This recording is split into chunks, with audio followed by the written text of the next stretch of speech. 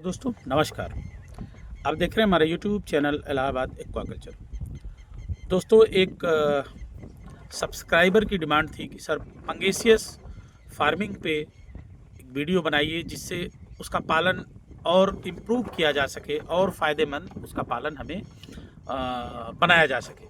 तो उनके डिमांड पे मैं ये एक वीडियो आपके लिए मैं शेयर कर रहा हूँ कि किस तरीके से पंगेसियस फार्मिंग करें कि वो मुनाफा में ज़्यादा तब्दील हो और आपका फीड कास्ट भी बच जाए और ओवरऑल आपको बेनिफिट उससे ज़्यादा हो। जो नुकसान का रेशियो है पंगेसियस फार्मिंग में वो कम किया जा सके। अक्सर पंगेसियस फार्मिंग में आजकल चूँकि फीड कास्ट बढ़ रहा है और जिससे मुनाफा का जो रेशियो है बहुत कम हो रहा है, तो उसकी खामियां और किस तरीके से उसको हम कल्चर करें कि उससे हमें फ़ायदा मिले, इसी पे आज का हमारा वीडियो है दोस्तों। अगर पंगेसियस फार्मिंग में दोस्तों 1 एकड़ का तालाब है या 1 बीघे का तालाब है तो उससे बहुत अच्छा आप कल्चर कर सकते हैं और मुनाफा 100% आप उससे ले सकते हैं। थोड़ा सा ट्रिक आपको लगाना पड़ेगा, पैटर्न थोड़ा सा चेंज करना पड़ेगा।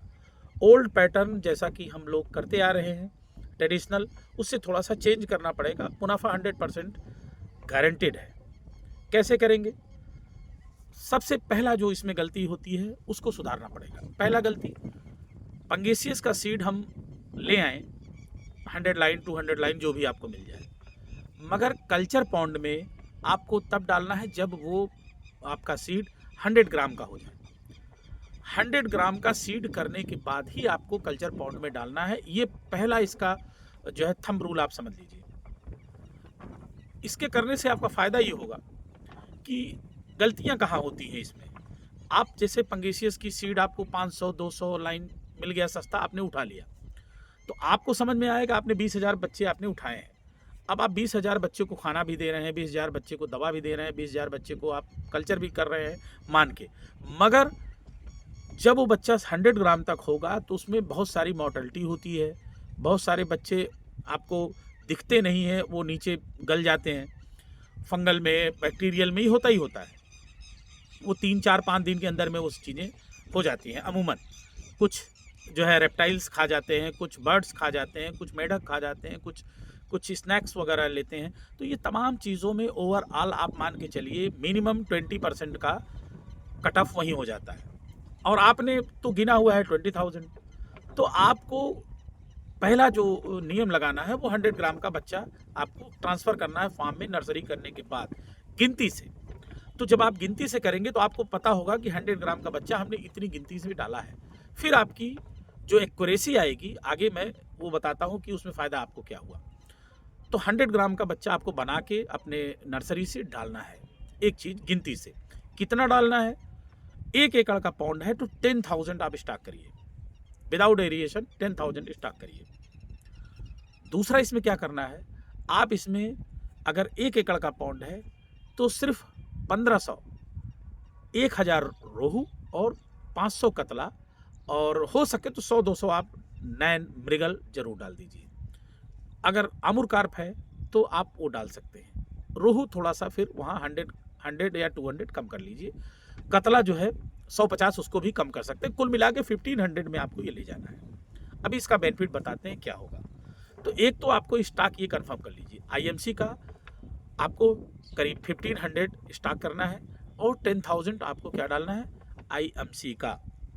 तब जब आपको 1 केजी प्लस में आपको सीड इसको करना है आपको। अदरवाइज अगर 700 ग्राम ले जाना है, 600 ग्राम ले जाना है तो दैट विल बी इंक्रीज। आप इसको फिर 15,000 12,000 इस तरह से आप कर सकते हैं। बट आईएमसी का जो उसमें स्टॉक करना है वो आपको 1500 ही रखना है 1 एकड़ में।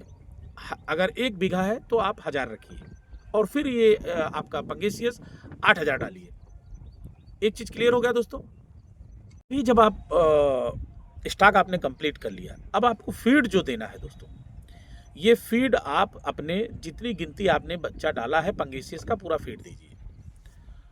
पंगेसियस का एक नेचर है, पूरा खाना खाने के बाद वो जो स्क्रेटा करती है उसमें जो कंटेंट होता है वो लगभग पूरा एब्जॉर्ब नहीं, पूरा मेटाबोलाइज नहीं होता, तो बचा रहता है।